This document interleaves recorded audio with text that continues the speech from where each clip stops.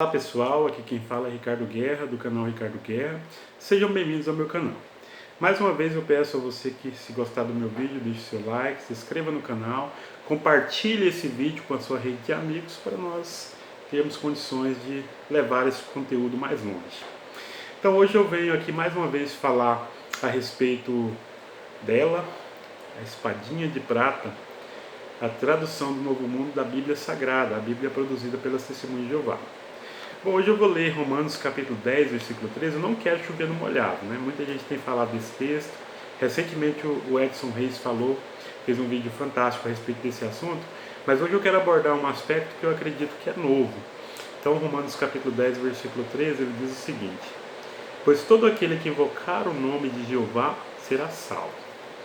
Bem, quem está familiarizado com esse assunto sabe que o nome de Deus, que é escrito em hebraico, né, são 4 letras, YHWH, transliterando para o português, elas não aparecem no Novo Testamento. Existem mais de 5.000 cópias, né, inteiras ou parciais do Novo Testamento, e nunca foi encontrado uma única ocorrência do nome de Deus no Novo Testamento. Mas as Testemunhas de Jeová disseram, né, que restauraram o nome de Deus no Novo Testamento e acrescentaram o nome de Deus 237 vezes. E no Antigo Testamento o nome de Deus também aparece no hebraico mais de 6.000 vezes, quase 7.000 vezes, e as Testemunhas de Jeová mantiveram Jeová em todas essas ocorrências, inclusive acrescentaram mais algumas, também com o mesmo argumento, né, de que restauraram o nome de Deus em algumas partes onde ele não aparece, mas teria aparecido no passado.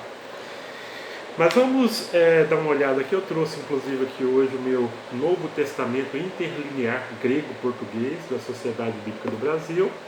Eu queria mostrar para vocês aqui, né, no versículo 13, qual que é a palavra que aparece aqui. Tem aqui, onde está meu dedo.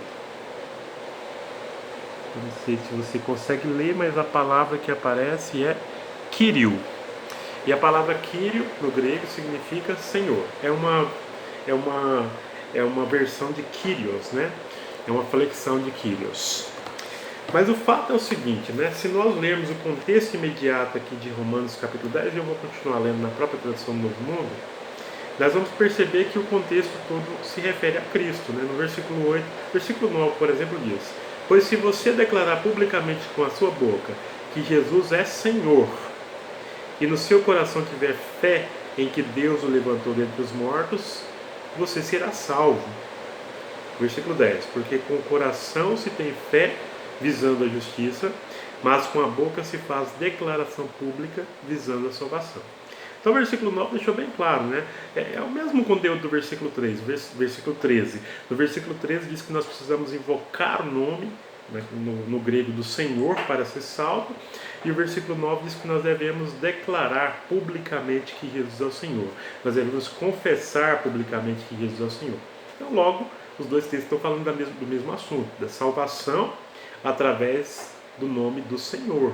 E o Senhor aqui é o Senhor Jesus, no versículo 9, né? Logo no versículo 13 também é.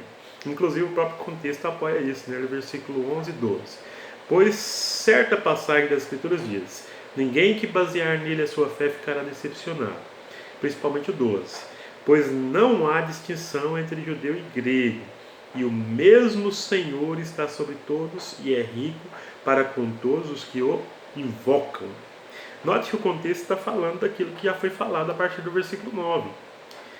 Aqui fala do Senhor, que é o mesmo Senhor do judeu, do gentio, e esse Senhor ele é rico para aqueles que o invocam. Obviamente, pelo contexto, nós entendemos claramente que é uma referência a Cristo, né? Então, não tem como o versículo 13 ele mudar de assunto de forma abrupta e acrescentar aqui o nome de Jeová, mesmo que aqui nós encontremos uma referência a Joel capítulo 2, se eu não me falha a memória, versículo 32, onde aparecia o nome de Deus no Antigo Testamento. Inclusive é uma forma de identificar a Jesus com o Deus do Antigo Testamento. Então versículo 13, no grego diria: pois todo aquele que invocar o nome do Senhor, obviamente do Senhor Jesus, será salvo. Em harmonia com o versículo 9, se você declarar publicamente que Jesus é o Senhor, você será salvo. Então nós percebemos aqui claramente que o contexto imediato do texto apoia totalmente a ideia de que o nome que deve ser invocado para a salvação, o nome que deve ser declarado publicamente para a salvação, é o nome de Cristo. Mas o que dizer do contexto do Novo Testamento, do fundo histórico do Novo Testamento? O que o Novo Testamento tem a nos dizer a respeito disso? Vamos dar uma olhada? Vamos voltar então em Atos capítulo 9. Se você tiver com a sua Bíblia, acompanhe aí, por favor. Estou usando a tradução do Novo Mundo, mas você pode acompanhar em qualquer Bíblia. Você perceberá o mesmo conteúdo nesse aspecto que eu vou ler agora. Atos capítulo 9, versículo 14. Versículo 14. E aqui ele tem autoridade dada pelos principais sacerdotes para prender a todos os que invocam o nome do Senhor. Então aqui é uma referência a Paulo, né? Os discípulos em Damasco, eles estavam temendo, né? Quando eles viram falar que Paulo converteu a Cristo, eles temiam pela sua vida, porque o texto diz que Paulo tinha autoridade para prender todos aqueles que invocavam o nome do Senhor. Curioso que a palavra Senhor aqui na tradução do Novo Mundo está com letra minúscula, agora que eu vi isso. E aí o texto continua. Eu vou ler agora o versículo 20 e 21, tá certo? Para nós entendermos qual é o Senhor que está falando aqui. E imediatamente nas sinagogas começou a pregar sobre Jesus, que ele é o Filho de Deus. Paulo pregando em Damasco, versículo 21. Mas todos os que o ouviam ficavam pasmados e diziam: não é este o homem que perseguia ferozmente em Jerusalém os que invocam esse nome? E não veio para cá com o objetivo de prendê-los e levá-los aos principais sacerdotes? Olha só que interessante. Novamente o texto, versículo 20, deixou bem claro que aqui está falando de Jesus. E o texto falou que esse homem perseguia, né, ferozmente os que invocam este nome. Qual nome? O nome de Jesus. É bem claro, né? Mas se você tiver alguma dúvida, vamos seguir um pouco adiante. Atos capítulo 19, versículo 13. Note o que diz em Atos capítulo 19, versículo 13. Mas alguns judeus que viajavam de um lugar a outro, expulsando demônios, também estavam invocando o nome do Senhor Jesus sobre aqueles que tinham espíritos maus. Diziam: eu lhes ordeno solenemente por Jesus a quem Paulo prega, que saiam. Embora esses homens não tenham sido bem-sucedidos, né, note que o texto diz que eles invocavam o nome do Senhor Jesus. A mesma expressão de Romanos capítulo 10, versículo 13. Né? Aquele que invocar o nome do Senhor será salvo. E aqui o texto deixa bem claro que o nome que era invocado no contexto do Novo Testamento em Atos era o nome do Senhor Jesus e não o nome de Jeová. Olha só, para ficar ainda mais claro, vamos seguir um pouquinho. Atos 22, 16, existem outros textos em Atos que falam do mesmo assunto, mas eu vou ler esses textos que eu acredito que são textos chaves, né? Atos 22, 16, aqui também não há dúvida. Ó. E agora, o que está esperando? Levante-se, seja batizado e lave os seus pecados por invocar o nome dele. O nome de quem? A gente voltar aqui a partir do versículo 14, ó, e ele disse: o Deus de nossos antepassados escolheu você para conhecer a vontade dele, para ver o justo e para ouvir a voz que sai da sua boca, porque você será testemunha dele de quem? Do justo, perante todos os homens das coisas que viu e ouviu.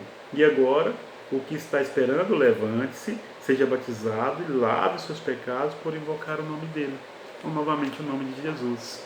O texto não deixa nenhuma dúvida, né? O nome invocado pelos primeiros cristãos era o nome de Jesus. Vou ler mais um texto, o último desse assunto, 1 Coríntios capítulo 1, versículo 2, que eu acho que esse texto ele fecha, ele acaba com a discussão de vez. Olha só o que diz, 1 Coríntios capítulo 1, versículo 2.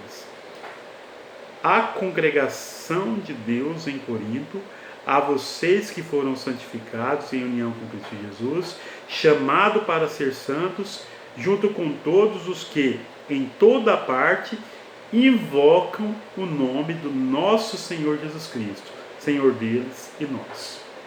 Olha só que interessante, né?